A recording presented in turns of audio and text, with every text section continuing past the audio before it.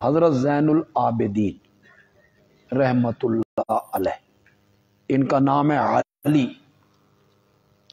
حضرت حسین رضی اللہ تعالیٰ عنہ کے فرزند ارجمند ہیں۔ کربلا میں یہ موجود تھے جی۔ یہ جو لوگ کہتے ہیں نا کہ بچے تھے، غلط کہتے ہیں، شادی شدہ تھے، اور ان کے بیٹے محمد باقر جو ہیں یہ بھی 2 سال کے تھے کربلا میں۔ تو زین العابدین رحمت اللہ علیہ کربلا کے عینی گواہ بھی، سب کچھ ان کے سامنے ہو۔ بیمار تھے، خیمے میں تھے، کربلا میں جو کچھ ہوا یہ یکبارگی ہوا۔ یہ نہیں ہے کہ کوئی سکیم کے تحت جنگ ہو رہی ہے۔ ادھر کتنے لوگ ہیں؟ 72 تو کل آدمی ہیں، ان میں خواتین کی تعداد آپ نکال دیں، بچوں کی تعداد آپ نکال دیں تو کتنے بندے بچ جائیں؟ 30 بندے ہو جائیں۔ 30 بندوں کا کسی لشکر سے، قافلے سے، دستے سے جنگ کرنا، یہ عقل بھی اس بات کو تسلیم ہو نہیں کرتی کہ کوئی باقاعدہ صف بندی ہوئی ہے، میمنہ، میسرہ، مقدمۃ الجیش، اس طرح کی لڑائی ہوئی ہے، ایک بندہ آ رہا ہے، ادھر سے آ رہا ہے، نہیں۔ یہ ان خبیثوں نے یکبارگی حملہ کیا ہے ان کے خیموں پر، جنہیں یہ خطرہ محسوس ہوا کہ حضرت حسین رضی اللہ تعالی عنہ نے کوفے کا راستہ چھوڑ کے دمشق کا راستہ اختیار کر لیا۔ تاریخی میدان میں آئیے، مکے سے آ رہے ہیں، مکے سے کوفے آئیں تو رستے میں کربلا نہیں آتی۔ مکے سے ایک جگہ پہ آ کے 2 رستے پھوٹتے ہیں، ایک کوفے چلا جاتا ہے، ایک دمشق چلا جاتا ہے۔ اس رستے کے قریب ابن سعد کا دستہ حضرت حسین کو ملا، اس رستے کے قریب۔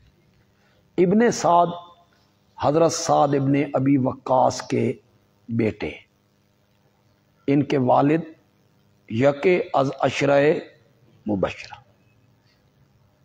میرے نبی کے رشتے میں ماموں لگتے ہیں، اور میرے پیارے پیغمبر نے ان کے بارے میں فرمایا سعد میرا ماموں ہے، کسی کا ماموں اس کا ہم پلہ ہو تو دکھاؤ۔ ایک جنگ میں خود نبی پاک نے تیر پکڑاتے ہیں اور یہ دشمنوں پر تیر چلاتے ہیں، یہ تیر انداز ہیں بڑے زبردست، تو آپ تیر بھی پکڑاتے ہیں، آپ کہتے ہیں ارم یا سعد فدا کا ابی و امی، ساتھ تیر چلاؤ، تم پر میری ماں بھی قربان، تم پر میرا باپ بھی قربان۔ یہ ابن سعد ان کا بیٹا ہے، عمر اس کا نام ہے، عمر۔ اس نے آ کے یہاں سمجھایا کہ جو خط آپ دکھا رہے ہیں، جو خطوط آپ کے پاس ہیں، کوفے کے چودھریوں کے، سرداروں کے، وڈیروں کے، وہ میرے دستے میں دیکھو، یہ سارے چودھری اور سردار تو میرے ساتھ کھڑے۔ حضرت حسین رضی اللہ تعالی عنہ نے جب محسوس کیا تو ان پر یہ راز کھلا کہ میرے ساتھ دھوکہ ہو گیا۔ ان لوگوں نے کہا بھائی ہم نے تو کوئی خط نہیں لکھے۔ تو اس زمانے میں جعلی خط بنتے تھے، مورے بھی بنتی۔ حضرت عثمان رضی اللہ تعالیٰ عنہ کے خلاف جو خطوط مختلف شہروں میں لکھے گئے وہ کیا تھے؟ جعلی خط تھے، حضرت علی سے منسوب کر کے لکھے گئے۔ حضرت علی نے بھائی وہ خط لکھے ہیں، انا للہ لوگ، حضرت علی نے لکھا بھی تیار ہو جاؤ اور آ جاؤ مدینے اور حملہ کرنے۔ تو حضرت حسین رضی اللہ تعالیٰ عنہ کو یہاں سمجھ آئی کہ مکے میں جو لوگ مجھے پکڑ پکڑ کے سمجھا رہے تھے نا، وہ صحیح تھے اور میرے ساتھ دھوکہ ہو گئے. تو انہوں نے ابن سعد کے سامنے 3 تجویزیں پیش کی، 3 شرائط رکھی انہوں.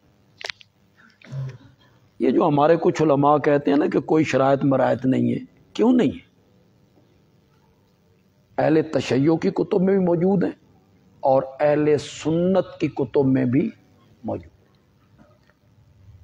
میری جو خطبات بندیالوی کی 6 جلد ہے اس میں نے اس کو سیر حاصل بحث کی ہے اور میں نے 20 کتابوں کے حوالے دیے ہیں، 20 کتابوں کے، 10 اہل سنت کی اور 10 اہل تشیع. خطبات بندیالوی کی 6 جلد. وہاں حضرت حسین رضی اللہ تعالیٰ عنہ نے 3 شرطیں پیش کی. کوئی دنیا کا آدمی ان شرائط کو جھٹلا نہیں سکتا. ان میں پہلی شرط تھی مجھے واپس جانے دو، میں جہاں سے آیا ہوں میں پلٹ جاتا ہوں. یہ پہلی شرط تھی. دوسری شرط تھی مجھے اسلام کی سرحدوں میں سے کسی سرحد پہ پہنچا دو. تیسری شرط تھی مجھے یزید کے پاس لے چلو، فاہوا ابن عمی، وہ میرے چچا کا بیٹا ہے، فآزا یدی علی یدی، میں اپنا ہاتھ اس کے ہاتھ پہ رکھنے کے لیے تیار. یہاں حضرت حسین رضی اللہ تعالیٰ عنہ پہ ساری باتیں کھل گئی کہ میرے ساتھ دھوکہ ہو گیا. کوفیوں نے خط لکھے، دھوکہ کیا، دھوکے سے مجھے بلایا. تو حضرت حسین رضی اللہ تعالیٰ عنہ نے کوفے کا راستہ چھوڑا اور دمشق کا راستہ اختیار کیا. تیسری شرط تسلیم ہو گئی. تو کربلا اس رستے میں آتی. 60 کوفی حضرت حسین کو مکے سے لا رہے تھے، وہ ساتھ تھے. یہ وہی لوگ ہیں جنہوں نے حضرت عثمان کی شہادت کے بعد فتور مچایا، حضرت علی اور حضرت معاویہ کو لڑوایا، حضرت علی اور حضرت عائشہ کو لڑوایا، مسلمانوں کو آپس میں لڑوایا، مسلمانوں کی طاقت کمزور کی. وہ حضرت معاویہ رضی اللہ تعالیٰ عنہ کے زمانے میں دب گئے، بجھے نہیں، صرف حضرت معاویہ کے انتقال کے بعد انہوں نے پھر سر اٹھایا. اب وہ چاہتے تھے دوبارہ یہ معاملہ ہو، مسلمان آپس میں لڑیں جھگڑیں. انہوں نے حضرت حسین رضی اللہ تعالیٰ عنہ کو استعمال کرنا چاہا، لیکن یہ صحابی ہیں نا، نیک نیت ہے نا. جس جگہ پہ انہیں سمجھ آئی نا کہ میرے ساتھ دھوکہ ہوا ہے، انہوں نے وہ راستہ چھوڑ دی اور پہلی تجویز پیش کی مجھے واپس جانا. آپ جتنے احباب ہیں، ماننا نہ ماننا آپ کی مرضی ہے، تاریخی بات ہے، آپ دوسرے طریقے سے مان لیں، کوئی اس میں حرج نہیں ہے. آپ کا اگر وجدان اس کو مانتا ہے تو آپ مان لیں، لیکن یہ تو بتائیں نا کہ مجھے واپس جانے دو، یہ اپنے موقف سے رجوع ہے یا نہیں. جو موقف ان کا مکے میں تھا کہ میں نے جانا ہے، کوفے پہنچنا ہے، جب وہ کہہ رہے ہیں کہ مجھے واپس جانے دو، تو یہ موقف سے رجوع ہے یا نہیں؟ یہ اپنے موقف سے رجوع کر رہے ہیں. صحابی ہے نا، نیک نیت ہے نا. ہماری اور آپ کی طرح تو نہیں ہے نا کہ اڑ جائیں، اڑے نہیں. جب تک اپنے موقف کو صحیح سمجھا نا، ابن عمر کی نہیں مانی، حضرت ابن عباس کی نہیں مانی. حضرت ابن عباس حضرت علی کے چچا زاد بھائی ہیں، تو ان کے والد کی جگہ ہوں. نبی پاک کے چچا زاد بھائی ہیں تو ان کی نانا کی جگہ ہوئے. وہ کہتے ہیں اگر میں سمجھتا نا کہ تم رک جاؤ گے تو میں تمہارے بال پکڑ کے تمہیں روک لیتا، لیکن لگتا ہے کہ تم رکو گے نہیں. میں تمہاری سواری کے آگے لیٹ کے تمہیں روک لیتا، لیکن لگتا ہے تم رکو گے نہیں. پھر انہوں نے کہا میں دیکھ رہا ہوں کہ جس طرح حضرت عثمان کا خون بہایا گیا ہے آپ کے ساتھ بھی یہی کچھ ہوگا۔ وہاں انہوں نے حضرت ابن عباس کی نہیں مانی، ابن عمر کی نہیں مانی، اپنے چچا زاد بھائی کی نہیں مانی، عبداللہ ابن جعفر، وہ ان کے بہنوئی بھی ہیں۔ حضرت زینب رضی اللہ تعالی عنہ کی شادی عبداللہ ابن جعفر سے ہوئی، انہوں نے روکا، نہیں مانی۔ اپنے دوسرے چچا محمد، کیا نام، محمد ابن حنفیہ، وہ حضرت علی کے بیٹے، انہوں نے روکا، نہیں مانی۔ ابو سعید خدری نے روکا، نہیں مانی۔ ابو واقد لیثی نے روکا، نہیں مانی۔ جو موقف سمجھا ٹھیک ہے، میرا موقف درست ہے، اس پہ ڈٹ گئے، لیکن جس جگہ پہ آ کے سمجھ آئی کہ میرے ساتھ دھوکا، فوراً رجوع کر، پھر نہیں اڑے۔ صحابی ہے نا، مجھے واپس جانے، مجھے اسلام کی سرحدوں پہ پہنچاؤ، یا مجھے یزید کے پاس لے جاؤ، میں اپنا معاملہ وہاں طے کر لوں۔ تو یہ جو 60 بندے ساتھ آ رہے تھے، انہوں نے، اور جنہوں نے خط لکھے تھے نا، ان کی موریں تھیں، انہیں یہ خدشہ ہوا کہ ہمارا تو بنا بنایا جال ختم ہو رہا ہے اور یہ ساری ہمارے خلاف پڑ رہی ہے۔ اگر حضرت حسین یزید کے پاس پہنچ جاتے ہیں اور ان کی صلح ہو جاتی ہے اور ہمارے خط یزید کے پاس آ جاتے ہیں تو وہ ہماری چمڑی ادھیڑ دے گا۔ انہوں نے کہا کوئی کام ایسا کرو حضرت حسین یزید تک نہ جائے۔ انہوں نے یکبارگی حملہ کیا، جو سامنے آیا کاٹتے چلے گئے۔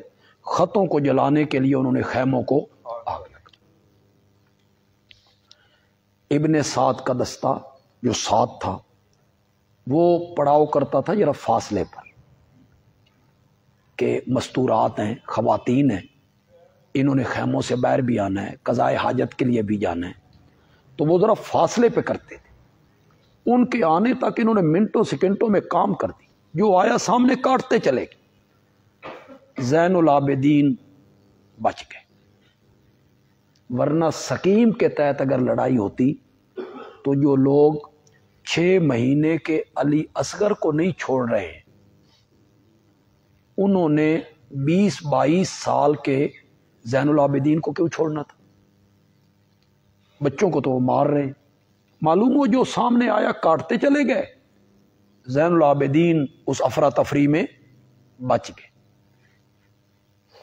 تو انہیں دمشق لے جایا گیا۔ یہ جو کہتے ہیں نا کوفے آیا تھا قافلہ، یہ جھوٹ بولتے، یہ قافلہ دمشق پہنچایا۔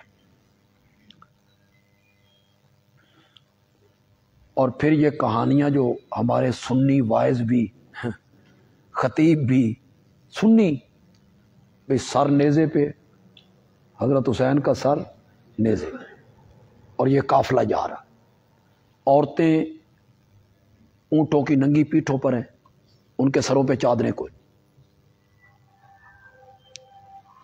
یہ سارے ہمارے علماء، ہمارے خطیب اس کو بیان کر، صرف لوگوں کو رلانے کے لیے اور ان سے پیسے بٹورنے کے۔ ایک مولوی صاحب تھے، نام میں نہیں لیتا، یہ چنیوٹ میں شہادت کانفرنس ہوتی ہے اہل سنت کی، میں بھی کئی سال وہاں جاتا رہا، پھر اب مجھ پہ پابندی لگ گئی، تو وہ بڑی شہادت پڑھتے تھے، آواز بھی اچھا تھا، پھر شہادت پڑھتے ہیں، رلاتے ہیں لوگوں۔ زندگی کے آخری سالوں میں وہ آئے، انہوں نے کہا چنوٹیو گل سنو، جو کچھ بھی شہادت میں تو پڑھ کے سنایا نہ آج تک، وہ سب جھوٹ ہے، اس کا کوئی سر پیر نہیں۔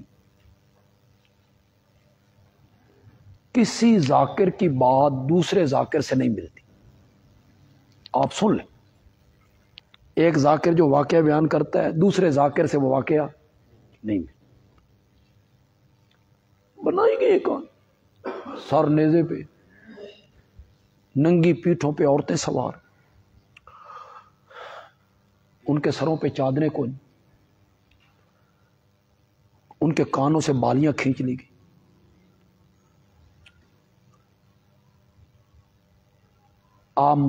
میں آپ کو ایک بات بتاتا ہوں، ہمارا ملک میں ایک کردار رہا ہے ذوالفقار علی بھٹو سے، ان کی بیٹی تھی بے نظیر بھٹو،